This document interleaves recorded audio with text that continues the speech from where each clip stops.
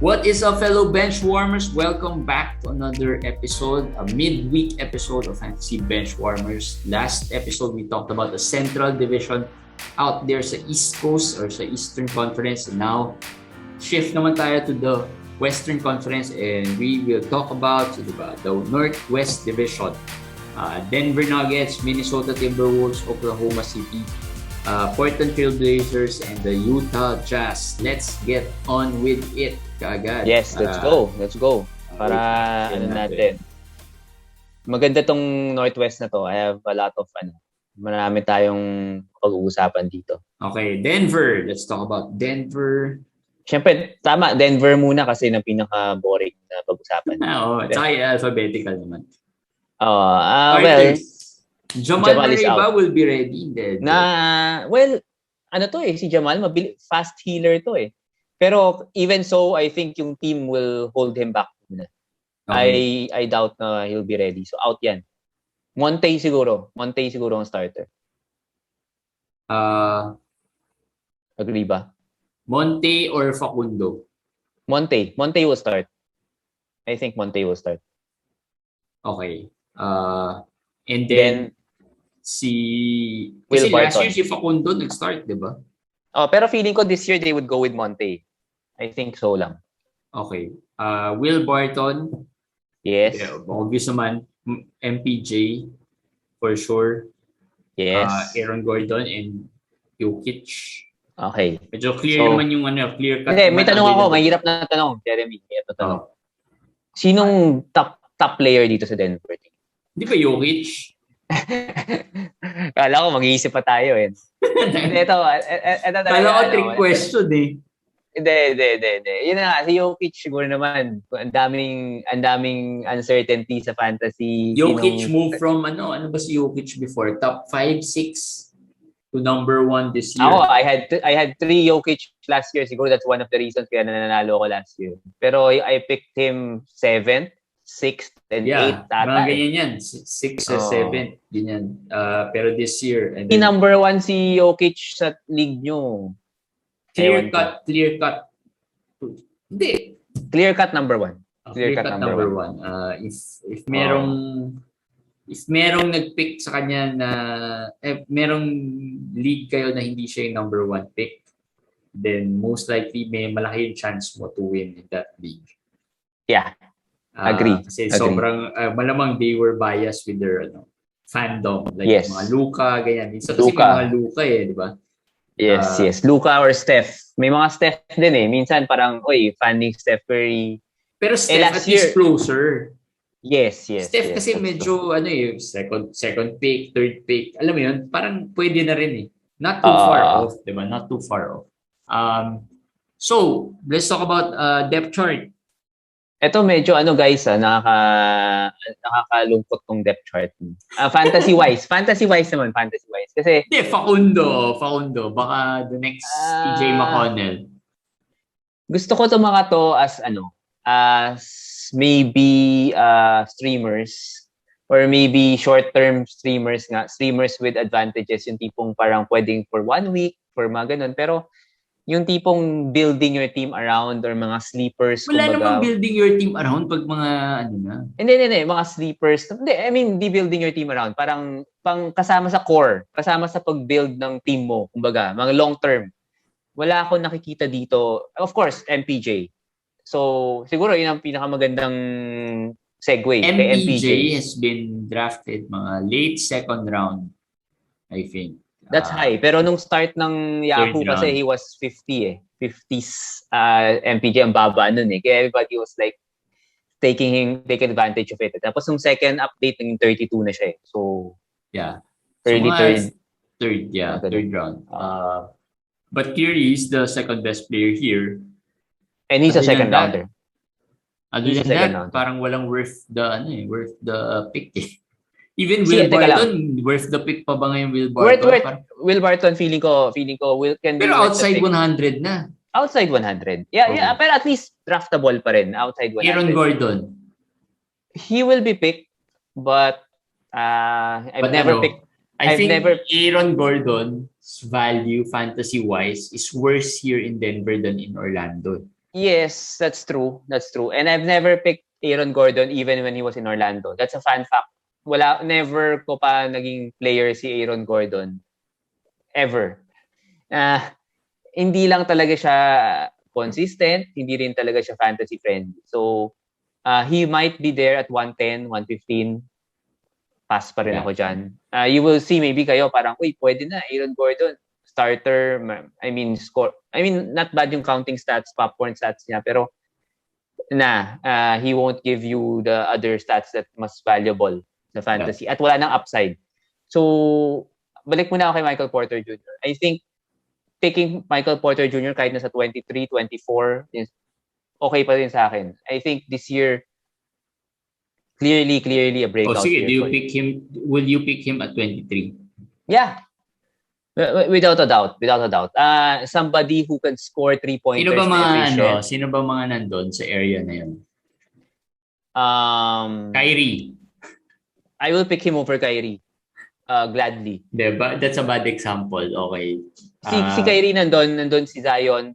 Pero Zion higher eh. So, Sabonis. I will pick him higher than Sabonis also.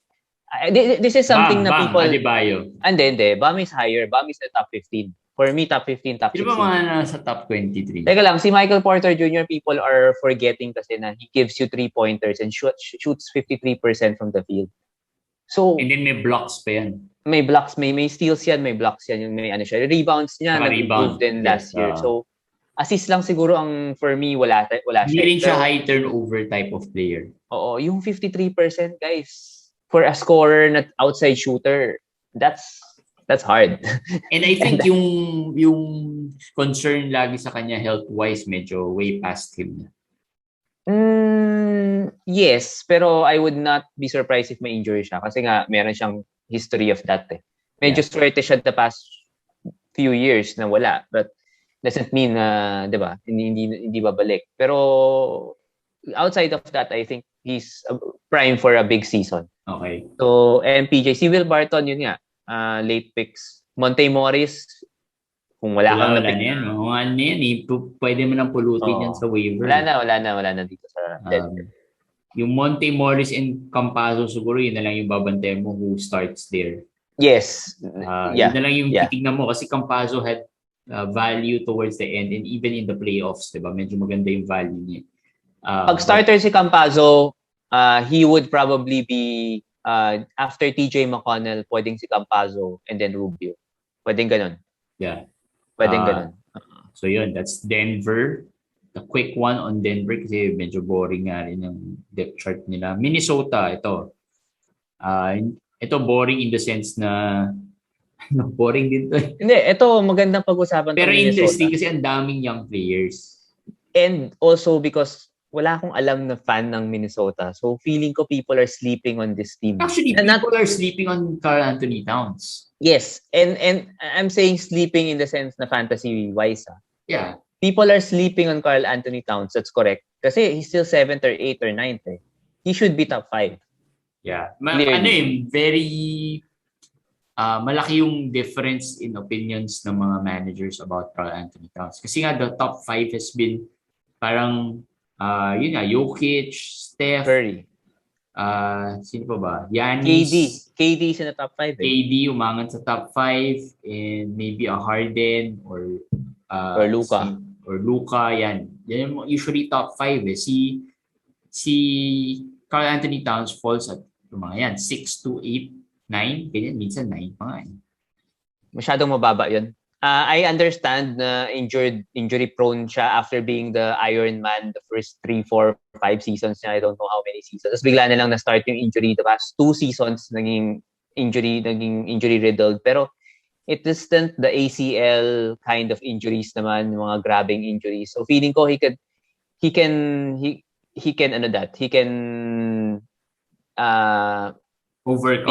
overcome those things. So I think Karl Anthony-Towns, people are sleeping on him, and also si Anthony Edwards. I love Anthony Edwards. I love Anthony Edwards. I love Anthony Edwards ka na ngayon. Last year. Yeah. Last year. Part ng season, parang...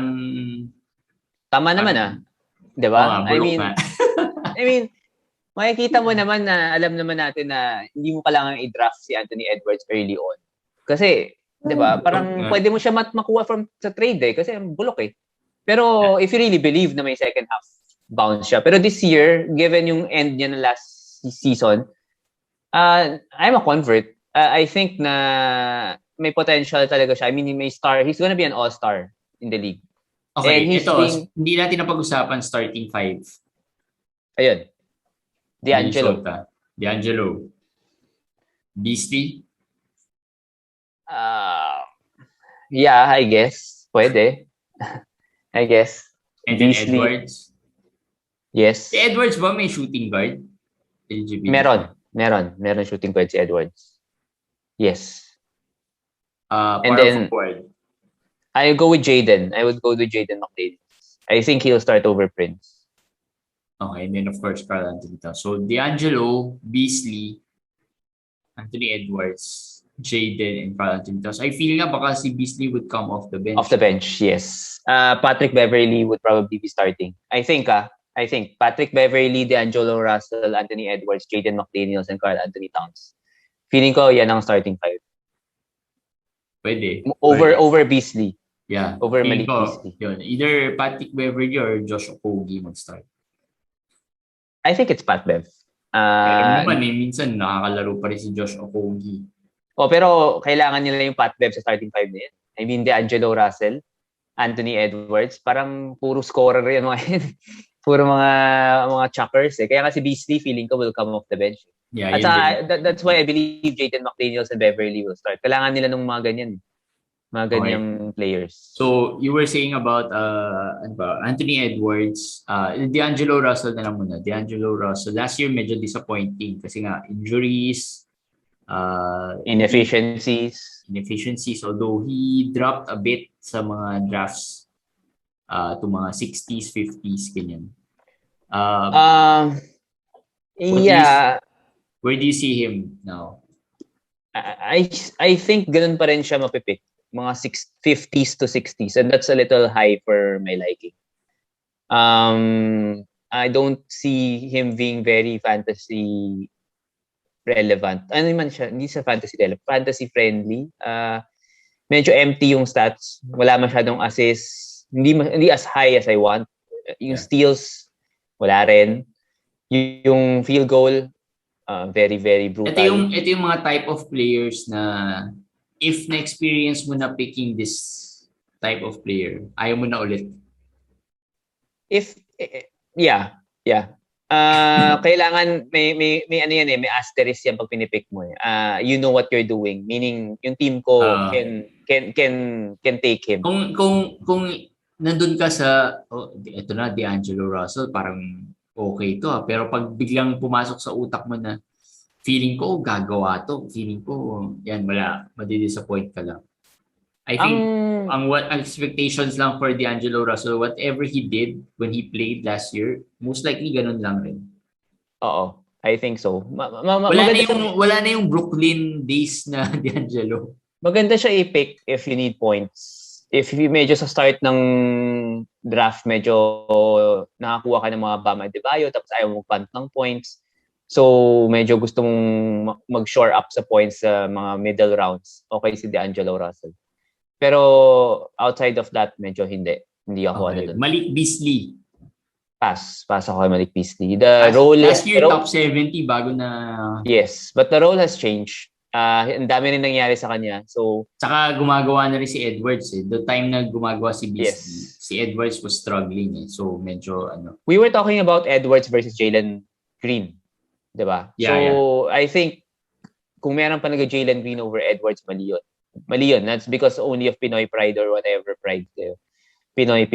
Pero Anthony Edwards blows Jalen Green out of the water in all the categories. Hindi. Lahat. The pinaka-intangible category siguro that you should look at is Anthony Edwards' 1 year of full NBA season under his belt. Yun ang sinasabi ko lagi. That's a big plus already. And we've heard it from players talking about it na kaya malaki yung growth ng second year players kasi nga they have 1 year under their belt. Alam na nila what to expect, how things are, how to run. Unlike pag rookie ka, you're just learning on the fly, eh, 'di ba? So parang ay ganito pala yung travel, hindi pala ganun kadali, 'di ba? So marami kang hindi ine-expect eh. Unlike if you're a Yung sophomore.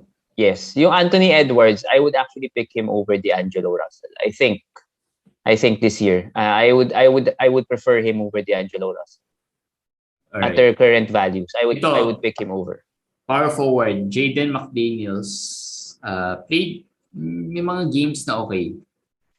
Yan ang isang lower last pick or last few picks na pwedeng sugal. Okay. Oo. Sugal. And Jaden, being talked up by everybody in Minnesota, by the coach, by the GM, by Karl alam mo Anthony-Towns. gagamitin, no? Hindi, alam mo yung tipong, Ben Simmons. Guys, by the way, pwede pang bumunta si Ben Simmons dito. So, hindi pa natin alam. Baka magbago tong depth chart na to. Pero, yung tipong, okay, Ben Simmons, Minnesota's been very active with Ben Simmons. Tapos, everybody's like, should they include Jaden McDaniels in the trade? Parang, people are saying, no way, keep him. So, parang ganun na yung level na inaakyat ni Jaden McDaniels. So, if you want example, parang Covington. I see Robert Covington with Jaden McDaniels. I see a bigger Covington. But yung stats niya and everything, I think Covington na Covington. So, Covington before siya naging mainstream.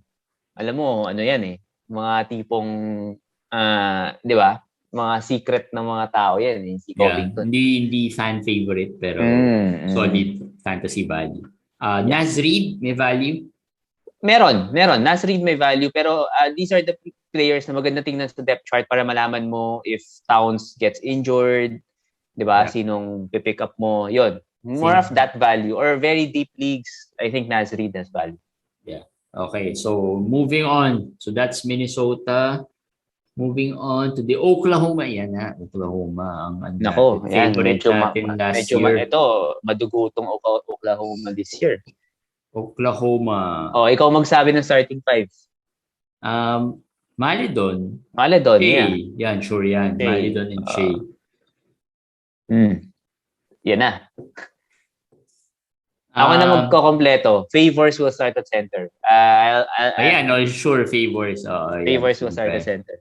I think si Bazley and Kenrich Williams will start. I don't think Kenrich Williams will start. I think Bazley, either Giddy or Poku. One of the two will start. For sure. Giddy point guard eh. Hindi. Nilagay nila itong depth chart naman nilagay nila dyan. Pero he plays point forward. But they won't play him at point guard as in siya yung mismong. They will play him at small forward sa defense. They won't be able to play him at point guard this early on offense and defense. Hindi kakayanin, hindi siya makakabantay ng guards ng other team. So si Dort pa pala, hindi ko nakita si Dort. Yeah, Dort could start. Dort could be a small forward starter for the team. Si Dort ako. I'll go Dort. Okay. Maledon, Shai, Dort, Bazley, and Favors. Okay, Shai. Yan pala, tatanong ka kung mga 24, 25, mga 20. Shai. Sino nga yung pinaka-compare natin? Si MPJ or Shai. Yan, maganda. Yan, closer to closer. Tanong yan. Kasi Shai, very high yan on lots of fantasy managers eh. Pero laging high lang, pero wala pang pinapakita masyado. Hindi, actually, ang ganda ng performance ni Shai last year. Look at the stats of Shai last year. Pero he was a little injury, syempre. Alam mo naman, tanking yung team eh. And this year, anong difference? Well, it's the same thing. I mean, parang deja vu lang eh. So, ako, parang, I understand he's good. Hindi ko lang alam if I can spend my 22nd round pick on someone na baka pagdating ng March, biglang i-shutdown. So, I'll go with MPJ because of that. But obviously from this team, it's Shai's team. And obviously can easily be a top 20 fantasy guy. Siguro, if you are a manager who is not really into trading, you'd go with MPJ. Yeah. But if you're a manager who likes to trade, you can take a shot na kay Shai kasi if he starts well, you can just flip him for another player who's struggling. Ganun eh. Parang ganun yung feeling ko would happen. Kasi si Shai naman, like we said, performed well, pero you just don't trust him to finish the season either healthy or playing. Kasi nga, they're a tanking team. Alam naman ginawa nila last year, di ba? Parang feeling mo, di ba? Parang he was close to a return pero eventually they just shut him down, di ba? Parang medyo magulo with the OKC. Pero ito if we know that, ipalitan mo, ilagay mo si Shai sa Atlanta, let's say lang, nasa Atlanta si Shai, he's better than Trae Young. Without a doubt. I mean, fantasy-wise, I'm not talking about in real life. Fantasy-wise, he's better. He should be a top 15 guy kung nasa Atlanta lang siya. Kung nandun lang siya in a sense na he's not walang risk of shutdown. Yeah. Hindi nag-tank yung team. Okay, yun ang weird I mean, he's a young player, very young player in a tanking team. So you would expect na parang dapat, 'di ba? Magandang situation yun. Ang hirap i-draft a player like this. Especially if you're not really a big trading manager. 'Di ba? Kasi hindi mo pero for a player like Shai, mabilis i-flip si Shai. Kasi madaming may gusto Depends. Maraming nasunog last year So, ingat din. You have to time it properly. Okay, pero yung timing, like I said, timing, huwag mo na hintayin towards the end of the season. Alam mo yun, you make the most of yung performance niya early on, di ba? Kasi ganun yung mangyayari dyan. Pag nag-perform yan first 2-3 weeks, pwede mo na i-flip yan to a better... What is funny about Shai is he became too good for a tanking team. Yun ang naging problema. He became too good for a tanking team. And that's never good for fantasy. So yun nga, tama si Jeremy. Maybe, wag naman first 2 to 3 weeks. I think you could... or 5 weeks. Pwede mo pa siyang enjoyin kahit hanggang week 10, week 11. I mean, they won't shut him down that early unless talagang real injury yan. Unless may injury. Oo, pero siguro mga 10, 11, week 10 or 11. Kasi pag early on, i-shop mo yan. Alam agad ng ibang managers, ba't mo sinashop this early? Takot ka, no? Alam mo yun, parang maano agad nila Hindi, so, parang, depende. If there's a first round player na struggling. Hindi, pwede. Pero mga Paul George. You have to time it properly siguro talaga. Mga Paul George, the right timing. Oo naman. Oo naman. Paul George is not a big fan, Hindi siya favorite ng mga managers. Sa draft season. Pero after ng 3 weeks, I doubt people will still be not a fan of Paul George this year. If they perform on the same level. Paul George ako. Kasi may chance naman they can perform at the same level at the start of the season. Paul George. As I said, shooting guard tier, it's Paul George and Beal. Sila yung una. Tapos after nun, sila Lavine, sila Shai. Ayan, nandyan sila Shai. Sa Lavine range siya. Nandun siya sa range na yun. Sila pero I think si Shai kasi is far better player than Lavine overall. Kasi may mga... But he's the one who's being forgotten. Yun nga wala. Nobody's gonna talk about him. Everybody's gonna talk about Donovan, about... Although hindi rin ako big fan ni Lavine but I mean, in the sense na kasi nga yung stats that he gives, hindi kompleto. Parang may mga certain stats lang. Pero, who's the second player here? Mahirap Ako, giddy ako. That might surprise people. Kasi ganito, it's either giddy or Poku These two for me. Yung dalawa. Darius Bazley, alam na natin yan. He's outside top 150, guys. Yeah, he can give you 20 points, 10 rebounds sometimes. Pero, empty stats, inefficient, out na yan. So, it's Giddy or Poku. Silang dalawa yung feeling ko people don't know what Giddy could do kasi hindi siya nag-start Summer League. Yeah. Pero, and a lot of experts are down on him. I just feel na yung klase ng laro niya na parang point forward nga, parang maganda yan sa fantasy. Mahilig tayo sa mga ganyan. Yung mga 6.7 assists, 5 rebounds. Uso yan in this, yung mga tipong style of play. Uso yan. Yung mga 8.6 rebounds, 6 assists, 1 steal, and then gave you a 3-pointer. Parang mga ganun klase. I think Giddy can easily do that given that our tanking team mahina. I mean, marami siyang opportunity. So either Giddy or Poku. Okay. Yung susunod ko. Yeah, all experts though are down on Giddy but not this expert here. the expert we have here, the down. So Let's you see, heard let's it see. here. Let's see. Pero another guy na medyo sleeper nakakatawa. Sleeper siya pero matanda na siya. si Derek Favors. Favors. Guys, pick him wherever he's slotted right now. Hindi naman mapipick early on yan eh. Kung saan siya nakarank ngayon, mukhang doon siya Baka hindi mapupunta. mapick yan eh. Baka mapick pa nga si Roby. Hindi. Mapipick si Favors. And ito. Look at this depth chart. They put Roby higher than Favors. Ay, mali yan. Huwag ka mag-alala. Si Favors magsa-start yan. Hindi nga, pero ibig ko sabihin, possibly, many managers would also see, si Roby, baka si Roby mag-start. Tanking team to eh. Hindi na siguro nalalaring si Favors. Yeah. Si Favors naman, tama ka dun. Pero ako, if you get Favors at 120 range, 130 range, okay na yun. I mean, kahit maglaro siya for 40 games. Feeling ko no one would pick Favors. Feeling ko kaya nyo i-pick yan sa last pick. Hindi eh. Sa mga mock drafts is going. Talaga? Kasi hoop ball. It's going what? 10th round?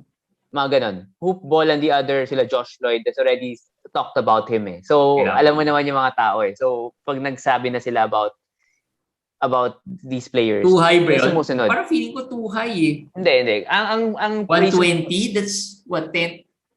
Ang reasoning ko kay Favor sa 120, 130, maybe nandun sa ranges na yun, is, yeah, you can maybe get him for half a season. Pero yung half a season na yun, given itong depth chart na to, na wala naman talaga siyang basically backup eh. He can easily be top 90, top 80 eh. Given this, so you get him for that part. Tapos after, kung wala na siya, i-drop nyo. I mean, by that time naman, marami rin kayong na-draft na we will drop also eventually. Pero ito at least napakinabangan nyo. Okay, si Dort. May value ba yan? Meron. May value si Dort. Will you trust lang? Draftable. Yeah, but do you trust his shooting? I don't know. Ako no.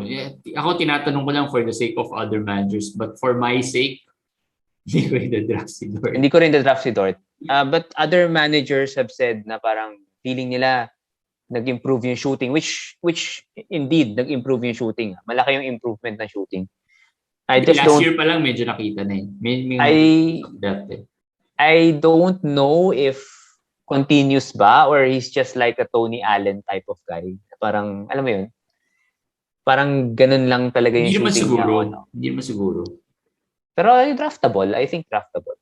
Okay. Maledon also draftable. Okay. Maybe the last few picks. Ayun, nandun na lang siya sa mga TJ McConnell range. Sila Maledon, sila Facundo Campaso, yan yung mga... Although, again, McConnell, Campaso, Maledon. Ako, McConnell, and then, if Campaso will start... inconsistent kasi ni Maledon eh. Doon ako naiinis last year. If Campaso will start, I'll go Campaso first, then Maledon. Pero if Monte Morris magsa-start, Maledon ako. Over Monte or Campaso. Ang inconsistent kasi ni Maledon eh. Yun yung frustrating. Well, rookie eh. Last year. So, di ba? So yeah, that's the Oklahoma City Thunder. I think dito, wala na eh. No? Baka may possibility there would be some surprises here like last year. Poku. Hindi, last year. Hindi na surprise eh. That was last year's surprise eh. Baka merong mga ganung type of players this year. That's Giddy. So, I think those two. Sabi niya, Giddy. Pero ito, yung mga iba dito, hindi natin masyadong kilala. Pero like, Treyman is one of them. Walang consistent dito. Unless may injuries or whatever. Pero kala ko si Wiggins nasa ibang league. Yun, si Charlie Brown. Naisip ko lang, there might be some players here who might biglang gamitin because... For sure meron. For playoff time natin. Yan, for sure. Late season. Pero malalaman natin sa quickies. Pag-update naman namin kayo sa quickies. Alright, let's move on to the Portland Trailblazers. Yan. Portland.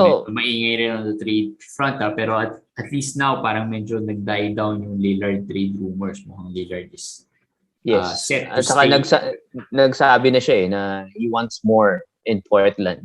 Yep. Sabi niya. I think this is it. The starting lineup. Kung ano yung dito. Lillard, McCollum, Powell, Covington, and Nurkic. Yeah. They're deeper than they're given credit for.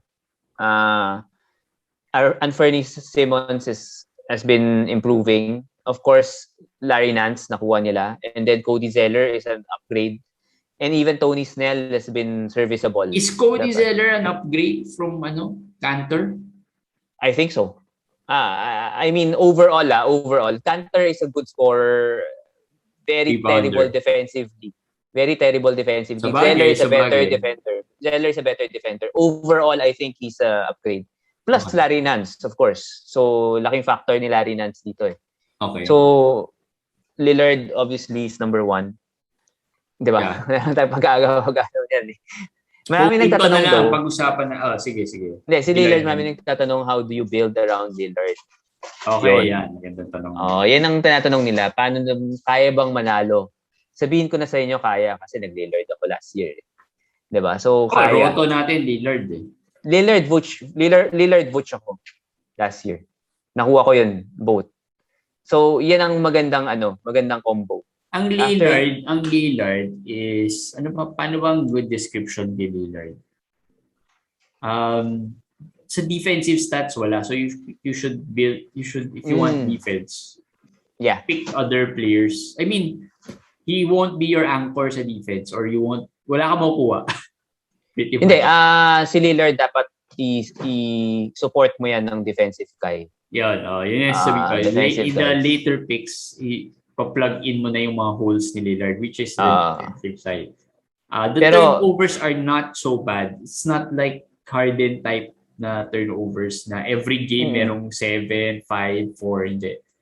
May mga games na wala, may mga games na 4, may mga games na 5, pero most of the time, mga 3 or malaki na yung 4 for Lillard eh. I think ang key kay Lillard din, tama ka doon sa turnovers. I think yung points, 3-pointers, assists ni Lillard, saka free throw, yung 4 na yun, you should get it. You should really, wag mong kalimutan yung 4 na yun na i-fortify pa. Lakasan mo pa yun para sure ball yung 4. Tapos yun nga, as you said, yung ibang categories like steals. Kasi si Lillard, people are surprised. Hindi naman malakas na steals yan as a point guard. So, kailangan mong tulungan siya doon. Kailangan mo siyang tulungan sa steals. Kailangan mong tulungan sa rebounds. So, yun ang titingnan mo sa next rounds. Yun yung reason kung bakit hindi sexy pick si Lillard in the first round is because wala siyang defensive stats. And parang lalabas, parang lang siya. Para siyang a higher level ni Lavine. Yes. Pero ang difference nga, sturdy, durable, very rarely misses a lot of games, 'di ba? So dependable, in other words. Parang you can depend on him. The opposite of is the anti-Kyrie, kumbaga. The anti-Kyrie. Kasi kung si Kyrie lang, malaman mo na maglalaro ng 70 games, magka-Kyrie ako over Lillard. Oo naman. Di ba? Malayo si Kyrie kay Lillard pag naglalaro. But speaking of dependable, yun nga, CJ McCollum is also another unsexy pick. Parang si Lillard. Hindi, pero yung Lillard lang, ang issue ko lang yung last thing on Lillard last year was si Lillard, when CJ was there, medyo nagdi-dip yung performance ni Lillard pag nandiyan si CJ. Yun lang yung napansin ko last year. Nagbibigayan kasi. So, nagkaroon ng parang a little inconsistency in that sense eh. Yes. Pero overall at the end of the game naman, if you look at the end of the season, solid pa rin. Okay naman. First round value material pa rin si Lillard. Another player being slept on, si McCollum. Ayan, McCollum. Last year, outperformed eh. Kaya rin siguro nagbigay si Lillard eh. Pero na-injure, biglang nag-foot fracture or foot sprain. Foot sprain. So, this year, nasa 60s yan eh. Nasa 50s to 60s eh. So, magandang value yun, guys. Magandang value yun. I think at that range, medyo okay yun na pick si McCollum at that range. So, that's someone to consider. Boring, veteran, wala nang upside, pero you know what you're getting. Yeah. And I think last year's injury, baka parang freak injury lang yun. I mean, may natapakan lang na medyo pangit yung So I don't think that's an issue. So yun. Maraming dito maraming itong Portland parang team of sleepers kumbaga. Kasi even Norman Powell. Norman Powell, pag-usapan natin ulit. Last year, madalas natin pag-usapan si Norman Powell. Started very slow and then was the diesel. He's still a diesel. So if you pick him, wag nyo i-drop. Kasi pag dinrop nyo, tapos na-pick up ng iba, tapos biglang gumawa, parang kakamot. Parang ngayon kasi ang maganda naman kay Norman Powell ngayon, if you look at the depth chart, mas konti yung competition niya ngayon. That's true. That's nawala na si Simon siguro, but Simons plays the point guard or the shooting guard. Si Carmelo nawala. Derek Jones nawala. Derek Jones, Usually Derek Jones off the bench, di ba? Yes. Pero Carmelo takes some scoring of Norman Powell, so baka... Hindi, ito na lang. Si Powell, Covington at Nance. Anong tingin mo dito? Sinong pipick mo? Yun nga tatanungin ko, Covington. Hindi ko alam how should I trust Covington. Powell for durability. Powell, yes. Powell and Nance. Ako. Nance in the sense na I think he'll be picked lower than these two players. Nance kasi of value pick lagi. Value pick, and then I like the role here in Portland. So nakikita ko dito sa depth chart na to after the first 5, mukhang pwede siya mag-backup small forward, pwede siya mag-backup power forward. Actually, after the first 5, baka siya na yung may next best value here. Yes, definitely. Siguro, lang, kasi si Nance rin is known for some injuries here and there. Ayan, may may Red Cross nga sa tabi. Pero over the years, ganoon siya di ba? Parang just when he's picking it up, biglang mag-injured pa, same as last year. So baka in that sense, baka may close, si Zeller may close value. Si Zeller in and out yan. Yeah, may value yan. You will be a waiver wire priority for a time, maybe, dahil sa injuries. Pero kung sa draft pag-uusapan, so hindi, sa draft medyo malabo. You still go with Nance. Nance. And Nance is a good pick outside top 100 because he will be inside top 100 when the ranks is all said and done. Another favorite yan ng mga veteran fantasy managers. Lagi kong pinipick yan. Minsan, ang mali ko lang dyan kay Nance. Mga nakikinig dito na medyo... Hindi guys, ito. I-share ko lang. Ang mali ko kay Nance. Dahil sa sobrang feeling kong sleeper, feeling ko parang this is a guy na parang I'm gonna get right. Before pa na dapat siya i-pick, pinipick ko na. Last year, nagkamali ako. I picked him 80-something to 90 pa nga. Too early. Wala na siyang kwenta at that range kasi sobrang aga. So, for me, kung may ibang taong gagawa nun, bigay mo na sa kanila. Parang, sige, sa inyo na lahat yung risk ni Larry Nance kasi sobrang taas na nun. Yeah. So, we like him but don't pick him at an absurd rate. Outside 100 dapat. Outside 100. Kasi ang peak niyan, a little inside, mga 80. Ganyan. Tama. So, ang maganda yung favorite mo? Sino? Nurkic. Lastly on Nance. Maganda rin kay Nance. Si Nance starts slow din. Yeah. So, I think so. And given off the bench naman siya, I don't see any difference dun nang nasa Cleveland siya when he was off the bench. Behind sina Drummond, di ba? Last year, gano'n. Pero this year, so nangyayari minsan, na-frustrate na ibang managers to pick him, i-drop na lang rin siya. Especially if you're not a believer. Kasi pansin ko dito kay Nance, there are certain managers lang na believer Hindi pero this year, ang maganda sa kanya, I think he's gonna play some small forward. I think. Yeah. And ang he didn't play as much last year, so makakalimutan to. So talagang feeling ko magda-drop to outside 100. Steals, guys, si Nance, steals and threes. If you need those two stats, Larry Nance surprisingly can give you 3-pointers. And the steals, elite ng steals ni Larry Nance. Yeah. Okay, Nurkic. Okay, last year ka-tier ni Nurkic. Last year ka-tier niya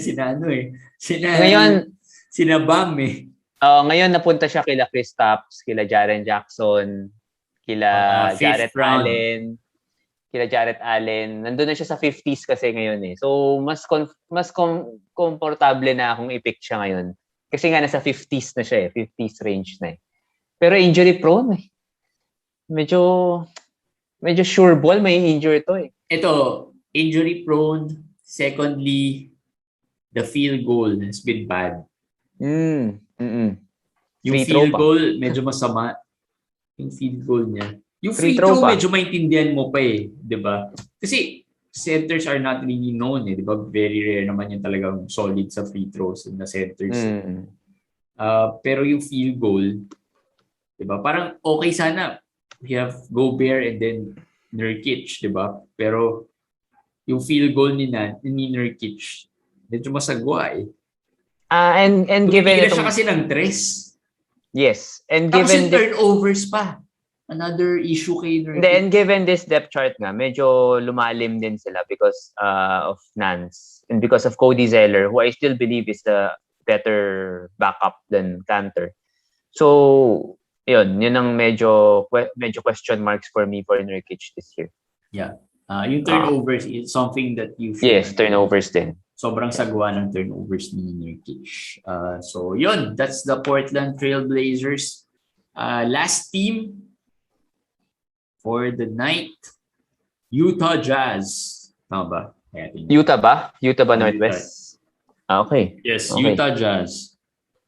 So, going with our... changes masyado sa Utah, actually. Yeah, going with our tradition, no? Ending with the whimper. And eto, San Antonio, then Utah. San Antonio, at least ito sa upper tier level yung mga players na. In fairness naman to Utah. Okay. Ano bang nakikita natin dito? Ito, wala sure naman. Conley, I think the starters will be the same. Conley, Mitchell, Bojan, Royce, and Gobert. Yeah. Ang tanong dyan, Donovan. The starting siguro, Conley, Donovan, Bojan, and Gobert could be there na mapipick nyo. Royce O'Neal is a little underrated.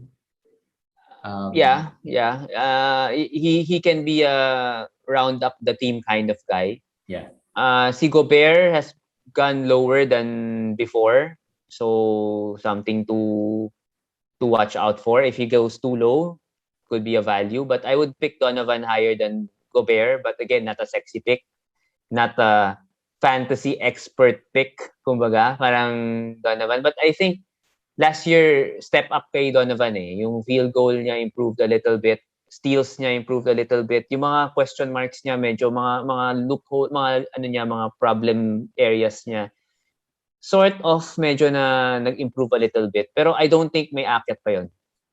So yun na yun si Donovan. So pick him, be happy with it. Durable guy, seldom gets injured. Yeah. So you get what you get. I think ang key dito si Conley. Yun, si Conley. Si Conley, the opposite of durable naman si Conley. Pero when he played last year, he was really last good. Year they were preserving si Conley kasi he played no back-to-backs, especially towards the end. Ang dami. Pero na-injure pa rin. So they still try to preserve him. Ako, Conley, unless siguro mga ano na yan. Ewan ko kung I'd pick him 80s ba, pipick mo Conley? Hindi outside 100. Yun. Natanong na rin ako, outside 100, pipick ko yan. Kasi give me the back-to-backs, I'm still fine with that. That's super value. Pero 70s, 80s, yeah, I know he can be a top 50 guy even with Utah if he plays every game. Yeah, 50s, 60s, kaya niyang ikunin yung range na yun pero I doubt that will happen if he doesn't play every game. So, I think outside 100, sige, gladly. Pero yung inside... 100 na lang. 90s. Pwede. 90s if I really, pwede na I think that's the earliest I would be willing. It's like this. If I really badly struck out on point guards early on, I need a point guard, kukunin ko siya. Pero sa 90s kasi marami pa akong nakikitang mga gusto kong players na pwede kong kunin over him. Yeah. Pero it's not a bad pick. At that range, it's not a bad pick. Minsan, if you have a choice between Conley and a proven player like Conley in fantasy versus someone... Hindi, ito. Sexton. Oh yeah. We talked about the last episode. Conley or Sexton. Yan ang medyo malalapit-lapit eh. 'Di ba? I mean, ikaw, ano mo dun? Sexton, siguro. Ako rin. I'd rather Kasi go with durability, Sexton. yun nga yung sasabihin ko eh. If you're gonna choose between proven vet na Mike Conley. Hindi, ito na lang, not even Sexton. Kasi si Sexton kahit pa paano, may proven track record na yan eh. I mean, you know what you'll get eh. Pero there might be someone there na hindi mo pa sure what you'll get from that type of player. Suggs. Ayan, mga Suggs. Suggs is going 102 eh. O yan. I'll go with Suggs. I'll go with Suggs. Diba? So yung mga ganung type of player versus Conley, diba? Yeah. I'd rather pick the younger na feeling ko would be a little more durable than Conley. I mean, kung maglalaro si Conley the whole time, baka mag-Conley ako kasi. Yeah, yung Conley all-star siya last year eh. So we know he's really good. It's just that we are not just sure how many games he'll play. Yeah, availability. Sabi nga nila. The availability is, ano nga yung pasabihan na yun? The 10th category yan. Availability. So, Clarkson is good, good pick at the end of the drafts. Mga 100, outside 100. Unbiased, opinion. You know why? Kasi ang hirap makahanap ng scoring sa lower part of the draft. So pag talagang kakailanganin nyo, kahit mag-reach kayo Clarkson and Bojan, two players na can score and that can only give you that. Yes. Yun lang kaya nila ibigay. True. Si Bojan and Clarkson. Other than that, wala na. Whiteside, favorite. Huwag na natin pag-usapan yan. Draftable. No. Last pick. No. Locks yan. Baka, top potential niyan. Second round value. 2012 ba to? 2013? Wala na yan. Second round value. Hindi, yan? That was just 2 years ago. Gobert injury. Yes. He can be... Gobert injury, sure ball, Whiteside. Second round? Hindi. Sure ball ba? Kasi last year, ito lang last year, sino ba? Sacramento siya, di ba? Sinong nauna sa kanya? Holmes. Okay.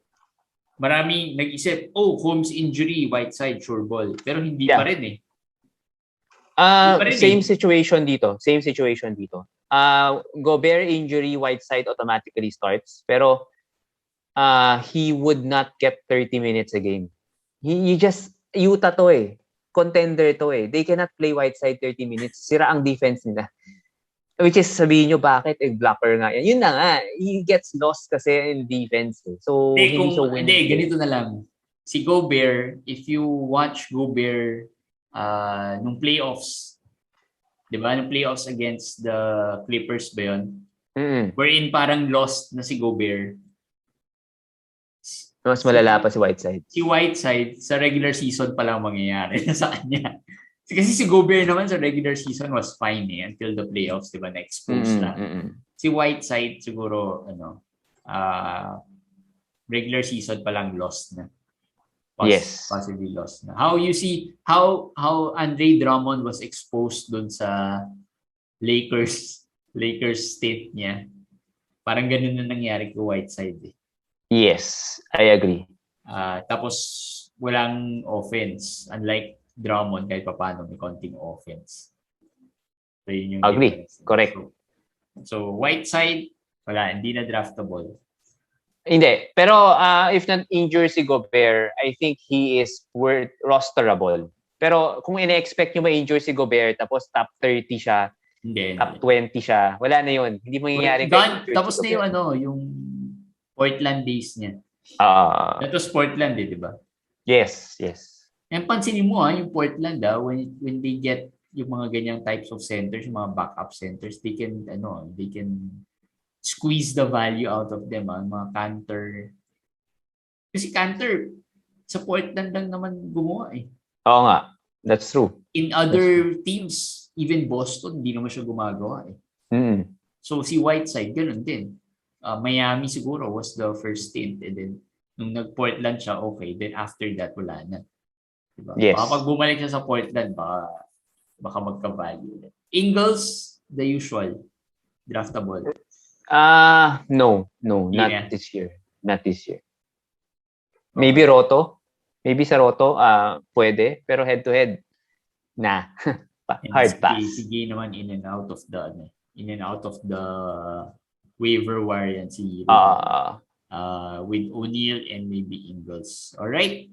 So that rounds out the Northwest Division. So that's the 2 depth chart analysis we have for this week. And the next week, we'll talk about the last 2 divisions before we go to maybe the draft primer episodes natin, the usual draft primer episodes natin.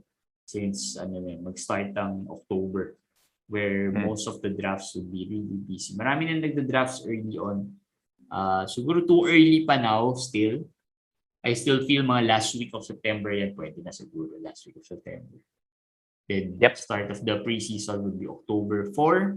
Start of the season is October 19 ba? Here? 19, yes, 19. Baka 20 dito. Mga ganun. Okay, so October 20. So meron pa tayo hanggang October 19 to draft before the season begins. For sure yan, meron mga mag-draft dyan last minute.